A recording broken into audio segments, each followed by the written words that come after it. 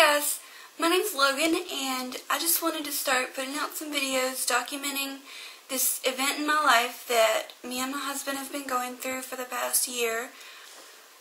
We dealt with infertility for about 6 months, and then we finally got pregnant, and we lost that pregnancy. It's been about 6 or 7 months since we've lost that pregnancy, and we're kind of getting ready to start trying again. So I wanted to kind of share my whole story with everybody, and I would love to hear your stories as well, because ever since I kind of shared pieces of my story on Facebook, the amount of support that I've gotten just from Facebook has been amazing. I couldn't have gotten through it without all the support from all the women who messaged me and told me their stories, and, you know, all the people who have gone through something similar and now have children. It's very encouraging. It gives you lots of hope. So,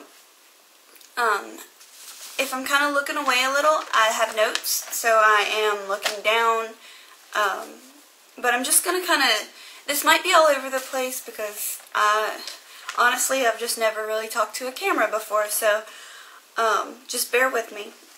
So I'm just going to start at the beginning. Before we got married, well, we were engaged in July 2013, and I thought that I might be pregnant. I was having symptoms and no period. I'm actually going to start from a little bit before then. I've always had very, very, very irregular periods. I would go months without one, then I would have one, and then go 6 months, and then go 3 months, and then go 2 weeks, and it was just crazy. It's always been that way for me, and so I knew that something wasn't right, but I never really thought much about it. Obviously, as a teenager, it's great. You don't have that many periods, only had 1 or 2 or maybe 3 a year. And I thought that was awesome when I was a teenager, but yeah. I got diagnosed with polycystic ovarian syndrome, or PCOS, in July of 2013. I thought that I was pregnant. I went into my OBGYN, and they did an ultrasound on me, and that's where they found the PCOS. Basically, I had like 30-something cysts all over my ovaries, and that, along with having the absent or irregular periods, gave me my diagnosis of polycystic ovarian syndrome. So obviously I wasn't pregnant in July. What they did then was put me on birth control, because we weren't trying, we weren't married yet. They put me on birth control to regulate my cycles. I quit taking it because, honestly, the hormones were just too much. Since we weren't trying, I would have rather have irregular periods than take birth control. So, I quit taking the birth control in September. Let me look at my notes really quick. Y'all like my Minnie Mouse phone, right? Okay. I quit taking the birth control in September, and we got married November 12th, 2013. About 2 weeks after our wedding, we decided to quit preventing pregnancy and kind of start trying. So I went to my doctor, and he told me to just try. He told me when of your cycle that you ovulate, and to just try. So that cycle ended up lasting 61 days. Yeah, I didn't ovulate at all. I started charting my basal body temperature that cycle, and that chart was crazy. It was all over the place. It was very long. It was just no ovulation. So, when 60-something days had come and gone, I told my doctor, and he gave me Provera to start a new cycle. And on this cycle, this would be my second cycle of trying to conceive, and my very first cycle of Clomid. Clomid Me and Clomid have a love-hate relationship because it is very, very brutal. It's, the two main symptoms that the Clomid gave me was moodiness and hot flashes. The hot flashes are terrible. I mean, I'm usually the type that's always cold, and I was waking up in the middle of the night just sweating. I know that's gross, but it was really bad.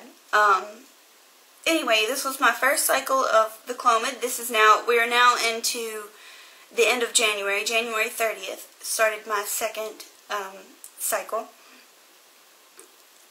Every cycle that I would try, I had to go to the doctor on cycle day 23 to get blood work drawn, and this blood work would just tell me if I ovulated or not. They check your progesterone, and your progesterone, if it's over 5, it indicates that you ovulated, and if it's under 5, it indicates no ovulation. So my 23-day progesterone blood draw was 3.8, so that showed that I did not ovulate, but my cycle did start 2 weeks later, so I'm calling it a weak ovulation, and I did not get pregnant. So that puts us into February 27th. This was my third round of trying to conceive and my second round of Clomid. This time they upped my dosage of Clomid. This time I'm on 150 milligrams. The first time I was on 100 milligrams. And this cycle was 37 days long. Again, anovulatory, my progesterone on cycle day 23 was 1.1, and they gave me an actual progesterone injection to start the new cycle, it works a whole lot faster than the Provera pills. I want to say too, the worst thing ever was getting that phone call that, was telling me I didn't ovulate. That was terrible. I mean, that's what Clomid is for. Clomid basically is a fertility medicine that stimulates your ovaries to produce follicles containing eggs, and that's supposed to, make you ovulate, but it wasn't working for me. This time my doctor suggested that he check my insulin levels, because no matter how much Clomid or any infertility drug that I took, I wouldn't ovulate if my insulin levels were too elevated. So he went ahead and prescribed me metformin. He put me on 250 milligrams twice a day of metformin, which, so I was cutting one pill in half and taking each half throughout the day. And then my insulin levels results actually came back, and they were 48 point something. And the normal insulin levels is between 2 and 24, so mine were double what they should have been, a little more than double what they should have been. Anyway, he gave me the progesterone injection to start that cycle, so that puts us on to April 5th. This was our fourth cycle of trying to conceive, and my third round of Clomid, again at 150 milligrams, and this time I was on the metformin. When I got my results back from my insulin blood draw, they did up my metformin dosage to 500 milligrams twice a day, and then they upped it again to 1,000 milligrams twice a day. My progesterone blood draw on my fourth round of trying to conceive was 9.5. That indicated that I did ovulate. My chart showed that I did ovulate, and I was super, super, super excited. Then on May 4th, I took a pregnancy test, and it was positive. That was really the best day ever. We kept it a secret for a week, and we announced to all of our family on Mother's Day of 2014. Unfortunately, that didn't last very long, because on May 14th, I started spotting brown, and then on May 15th, I was spotting pink. My doctor told me, don't worry about this. He said that it was normal, that sometimes people just spot during early pregnancy, and that it was nothing to worry about. But of course, I was worried. I was having a very sharp shooting pain in my right lower side around where my ovary would be, which I didn't feel like was normal. He told me it was just my uterus like growing and stretching and everything, but I didn't feel like it was normal. I was pretty convinced that something was wrong. On May 18th of 2014, I woke up in a puddle of blood. And I called my husband. He was at work at the time, and he came home. He rushed home and got me, and we went to the emergency room. And basically what they did a transvaginal ultrasound, and that was that. I couldn't see the screen when they were doing the ultrasound, so I didn't know anything. And then they just put us into a little, you know, room thing like they have at the emergency room. And several hours later, they came in and they said that my ultrasound didn't show anything in my uterus. Pretty much, if I were to be having a miscarriage, they would probably at least see a sac in my uterus, but they told me that they didn't see anything, and they very foolishly misdiagnosed me with a molar pregnancy. Basically, they just said it's a molar pregnancy and you need to follow up with your regular OBGYN tomorrow, because it was on a Sunday, so you need to follow up with your regular OBGYN tomorrow and have a DNC. So the next day, on Monday, I called my OBGYN and I told them that that I was bleeding and that the hospital told me that I was having a molar pregnancy, and they told me that that was absolutely crazy, that there was no way. My blood work showed that my pregnancy hormone levels were 488. If it was a molar pregnancy, they would have been way higher than that.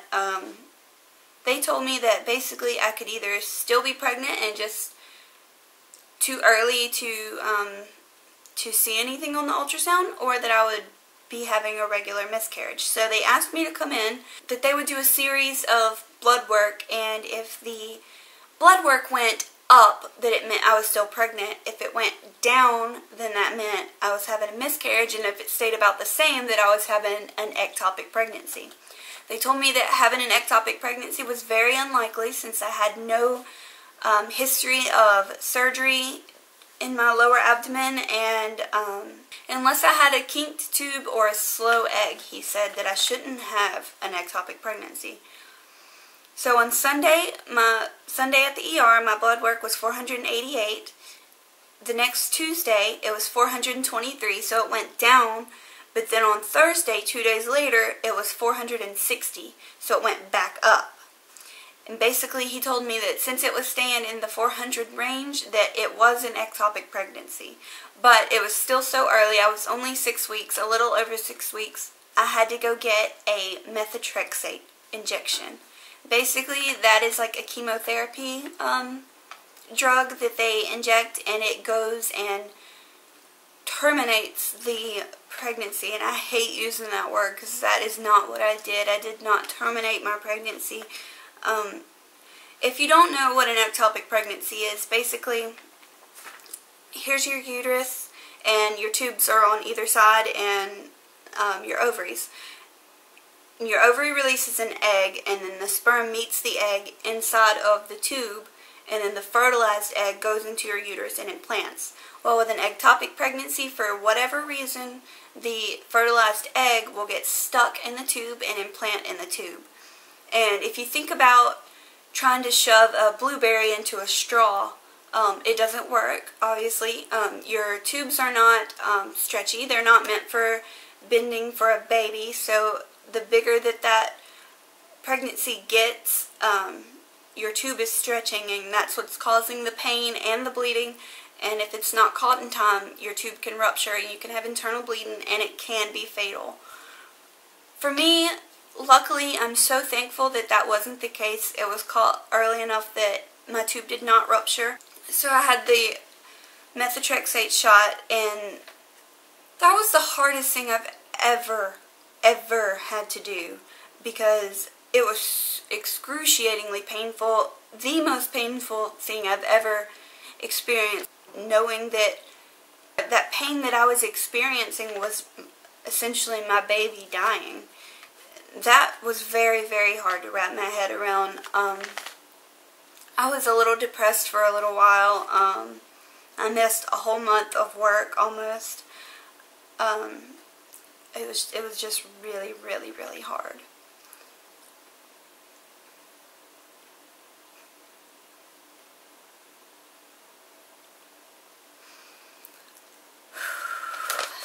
Sorry. So anyway, they told me that after the methotrexate injection that I should get a regular cycle within 3 to 5 weeks. 9 weeks passed and I had not had a cycle. This is now puts us into the end of July. I called my doctor and I said it's been 9 weeks, I haven't had a cycle. On July 24th they told me to come in. My urine test was negative. My ultrasound looked great. There was nothing wrong. And they gave me another progesterone injection to start a new cycle. After you have an ectopic pregnancy, you pretty much have to get this test called the HSG test. And what that does is it goes in and looks for blockages in your tube or abnormalities within your uterus.